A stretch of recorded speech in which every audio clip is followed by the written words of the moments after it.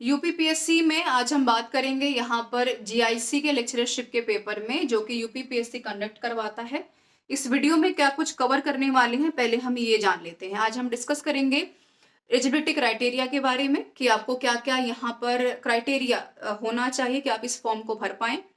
साथ में मोटा मोटा में कि यहाँ पर एक संशय जो चलता चला आ रहा है 2023 से कि जीआईसी के जो फॉर्म है वो जल्दी ही यहाँ पर नोटिफिकेशन ऑफिशियल आउट होने वाला है। और साथ में हम ये भी जानेंगे कि एग्जामिनेशन पैटर्न में प्रीलिम्स और मेंस का कितना रोल है और यहाँ पर पकड़ आपको कहाँ पर बनानी है, सब कुछ जानेंगे जो कि जीआईसी में अप्लाई करने के लिए लेक्चरशिप के पेपर के लिए आपको पता होना चाहिए। नमस्कार आप सभी को, मैं सोनिया सिंह और स्वागत करती हूँ आपके अपने चैनल बीट द कंपटीशन पे। टेलीग्राम चैनल ज्वाइन कर लीजिए, इसका लिंक डिस्क्रिप्शन बॉक्स में, जहां पर आपको free of cost contents available है। तो शुरू करते हैं वीडियो को। देखिए, जीआईसी का जो लेक्चरशिप का पेपर है, हम पहले डिस्कस करने वाले हैं यहाँ पर क्राइटेरिया के बारे में। यदि आपका मास्टर्स है अगर आपने एमएससी भी कर रखी है तो आप अप्लाई कर सकते हैं। कह रहे हैं कि 33%, इससे ज्यादा की आवश्यकता आपको नहीं है। पासिंग मार्क्स भी अगर आपके हाथ में है, पास डिग्री आपके हाथ में हो, तो आप अप्लाई बिल्कुल कर पाएंगे।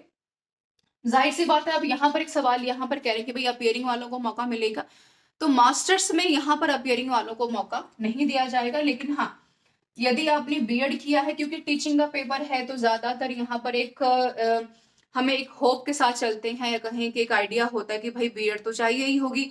लेकिन ऐसा नहीं है। यूपीपीएससी जीआईसी में लेक्चरशिप बनने के लिए आपकी बीएड की आवश्यकता नहीं है। कोई टेट सीटेट आपकी आवश्यकता यहाँ पर नहीं रहेगी। हाँ, अगर आपने कर रखा है तो वेल एंड गुड, बहुत अच्छी बात है। नहीं कर रखा है और तो भी कोई दिक्कत नहीं है। अगर आप अपियरिंग बीएड है तो भी आप इस फॉर्म को भर सकते हैं। आई होप कि इतना क्लियर होगा। इतना ही क्राइटेरिया आपको ध्यान में रखना है जीआईसी लेक्चरशिप का पेपर भरने के लिए। जो भी कंसर्न सब्जेक्ट होगा आपका, मान लीजिए एमए में अगर आप इंग्लिश रखी है, आपने हिस्ट्री रखी है, ज्योग्राफी रखी है, पॉलिटिकल साइंस रखी है, तो उसी विषय से आपको जीआईसी का जो प्रीलिम्स एंड मेंस का जो पेपर है वो देना पड़ेगा। ठीक है। एग्जामिनेशन पैटर्न को दो भागों में बांटा गया है। एक है आपका प्रीलिम्स का पेपर, ठीक है, एक है आपका मेंस का पेपर। ठीक है। मेंस के ऊपर चलने से पहले हम यहाँ पर प्रीलिम्स का जो सेक्शन है वो डिस्कस कर लेते हैं। प्रीलिम्स का जो पेपर है यहाँ पर आपका दो सेक्शंस में बटा हुआ है। एक सेक्शन में ये पूछते हैं जीएस का पूरा पेपर। जनरल स्टडीज की मैं बात कर रही हूँ। आप ये जान लें कि करंट अफेयर्स के साथ साथ history, geography, polity, science, maths सब कुछ आपसे पूछा जाएगा। और प्रीलिम्स का और ये जो सेक्शन है जीएस वाला, ये आता है आपका कुल मिलाकर के यहाँ पर 40 सवाल आपसे पूछे जाएंगे। एमसीक्यूज बेस्ड पेपर होगा ये आपको काफी हद तक ध्यान में रखना है। ठीक है। और जो आपका ये सब्जेक्ट कंसर्न्ड पेपर है, इस सब्जेक्ट कंसर्न्ड में आपसे पूछा जाएगा जिस विषय में आपने अपना फॉर्म भरा होगा वो पूछे जाएंगे आपसे कुल मिलाकर के 80 सवाल। उदाहरण के तौर पर यदि आपने मैथ्स लिया है, साइंस लिया है, इंग्लिश लिया है, हिस्ट्री लिया है, तो 80 नंबर के सवाल आपसे ये पूछेंगे, यानी हो गए कुल मिलाकर के 80 क्वेश्चंस। टोटल क्वेश्चन हो गए आपके 120 और 120 सवाल पूछेंगे आपसे 300 नंबर के। ठीक है। और आपका ये जो पेपर होने वाला है ये 2 आवर्स का पेपर है, यानी कि 2 घंटे का आपका ये पेपर होगा, एमसीक्यू बेस्ड रहेगा। अब यहाँ पर काफी हद तक इंपॉर्टेंट आपके लिए है कि आप इस पेपर को क्वालिफाई कर लें। यानी हाँ, बिल्कुल जरूरी है। एक नेगेटिव मार्किंग वाला हिस्सा जो सवाल आपको पूछना बनता है कि बिल्कुल 1/3 की नेगेटिव मार्किंग यहाँ पर रहेगी, तो उसे घबराना नहीं है। आपको एमसीक्यू बेस्ड पेपर है तो ये भी नहीं है कि बहुत आसान पेपर आता है, अच्छा खासा पेपर आता है। लेकिन एक पूरे पेपर की खास बात यह है कि आप मेंस में अपीयर होने का मौका तभी आपको मिलने वाला है यदि आपने प्रीलिम्स क्वालिफाई किया है। कितने मार्क्स से? यदि आप यूआर कैटेगरी से बिलोंग करते हैं, जनरल कैटेगरी से, तब तो आपको बिल्कुल यहाँ पर 40% की आवश्यकता रहेगी। यदि आप यहाँ पर एससी हैं या अदर कैटेगरी से बिलोंग करते हैं, एससी हैं, तो बिल्कुल आपको 35% मार्क्स की आवश्यकता यहाँ पर रहेगी। यदि आपका उससे कम है, 35% अदर कैटेगरीज में और यूआर में यदि 40% से कम मार्क्स अगर आपने लिए हैं, तो आप इस पेपर को पास नहीं कर पाएंगे, आप मेंस में अपीयर नहीं हो पाएंगे, यहीं से आप बाहर हो जाएंगे। ठीक है। ये तो रहे प्रीलिम्स के बाद। 120 क्वेश्चंस टोटल, 300 नंबर आपके सामने, 2 घंटे का paper, negative marking 1/3, UR category 40% और एसटीएससी कैटेगरी 35%। ठीक है। आगे हम चलते हैं मेंस की तरफ। देखिए, मेंस की जो एक सबसे अच्छी बात है यहाँ पर कि डिस्क्रिप्टिव पेपर है, लिखित पेपर रहेगा आपका, ये चीज आपको ध्यान में रखना है। तो मेंस का पेपर है तो मेंस को भी इन्होंने 2 सेक्शंस में बांटा हुआ है।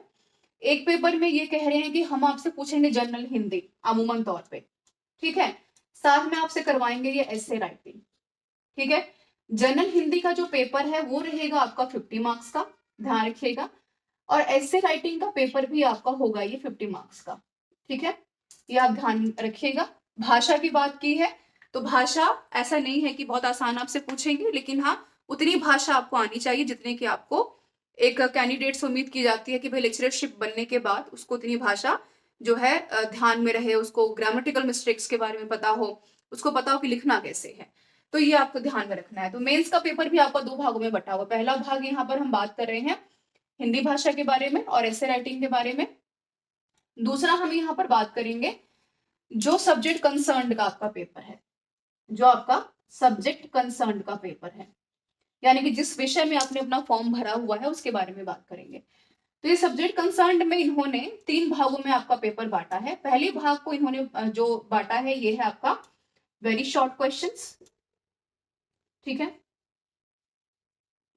एक है आपका शॉर्ट क्वेश्चंस जो आपके सब्जेक्ट कंसर्न से पूछे जाएंगे, एक होगा आपका लॉन्ग क्वेश्चन, ठीक है, यानी 3 सेक्शंस में इन्होंने पेपर को बांटा है, पहला वेरी शॉर्ट, दूसरा शॉर्ट, तीसरा लॉन्ग। डिस्क्रिप्टिव पेपर है, लिखित पेपर है। वेरी शॉर्ट से आपसे पूछेंगे कुल मिलाकर के 5 सवाल, ठीक है, होंगे ये 5 सवाल आपके कितने 125 नंबर के, ठीक है जी। शॉर्ट क्वेश्चन से पूछ रहे हैं आपसे अगेन 5 और ये है आपके 75 नंबर के 75 मार्क्स।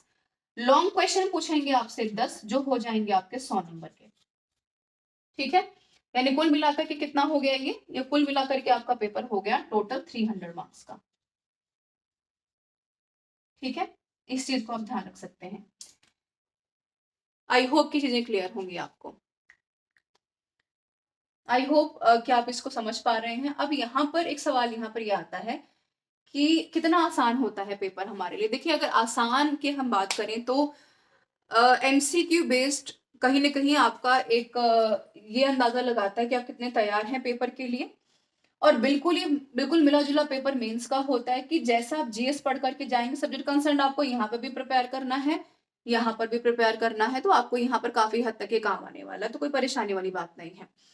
तो कुल मिलाकर के अगर देखा जाए तो काफी सिंपल सॉर्टेड तरीका है। जनवरी का जो हमारा माह है काफी क्रूशियल है यहाँ पर जीआईसी के लेक्चरशिप के पेपर को लेकर के। जैसे इसका ऑफिशियल नोटिफिकेशन आता है जनवरी के माह में तो बिल्कुल आपको बताएंगे। हालांकि नया शिक्षक आयोग बन चुका है, 15 जनवरी के बाद चीजें जो है एकदम ट्रैक पे आ जाएंगी, एक कैलेंडर इशू कर दिया जाएगा, तो काफी सुविधा हमारे लिए यहाँ पर होगी। मुझे उम्मीद है कि काफी क्लियर हो गया होगा चीजें आपको।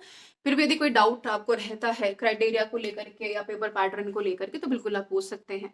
This is all about this session everyone. बने रहिए बीट द कंपटीशन के साथ। Thank you so much for being with me.